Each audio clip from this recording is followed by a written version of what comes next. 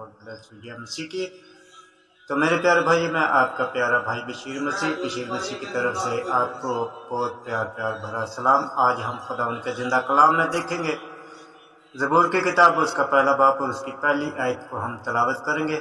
خداوند کے کلام میں یوں مرقوم ہے: مبارک ہے وہ آدمی جو شریروں کی صلاح پر نہیں چلتا اور خطا کاروں کی راہ میں کھڑا نہیں ہوتا اور ٹھٹھا بازوں کی مجلس میں نہیں بیٹھتا۔ آمین۔ تو میرے عزیزو، یہ ہم دیکھتے ہیں خدا ان کے زندہ کلام میں کہ آج خدا کا زندہ کلام ہماری رہنمائی کرتا ہے، ہمیں سکھانے سمجھانا۔ خداوند کے کلام میں ہمیں ضروری ہے کہ ہم سیکھیں سمجھیں خدا کے کلام میں، اور خدا کے کلام میں ہمیں واضح طور پر سیکھنے کو ملتا ہے کہ مبارک وہ آدمی ہے جو شریروں کی صلاح پر نہیں چلتا۔ لیکن آج ہم دیکھتے ہیں کہ ہم شریروں کی صلاح میں زیادہ اور خدا کی طرف رجوع ہماری بہت کم ہے۔ ہم بہت کم طریقے سے اپنے خداوند کی طرف رجوع رکھتے ہیں، لیکن شریروں کی صلاح پر ہم بہت زیادہ طور پر متوجہ رہتے ہیں۔ اور خدا کا کلام ہمیں واضح طور پر کہتا ہے کہ اور خطا کاروں کی راہ میں کھڑا نہیں ہوتا۔ مبارک وہ ہے جو خطا کاروں کی راہ میں کھڑا نہیں ہوتا۔ تو میرے عزیزو، اگر ہم خطا کاروں کی راہ میں کھڑے ہوتے ہیں تو ہم مبارک نہیں ہیں۔ اگر ہم شریروں کی اصلاح پر چلتے ہیں تو ہم مبارک نہیں ہیں۔ اگر خدا کا کلام میں بتاتا ہے اور ٹھٹھا بازوں کی مجلس میں نہیں بیٹھتا،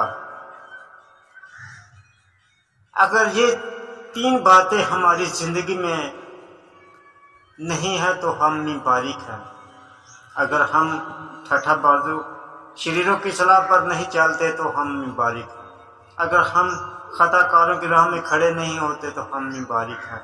اگر ہم ٹھٹھا بازوں کی مجلس میں نہیں بیٹھتے تو ہم مبارک ہیں۔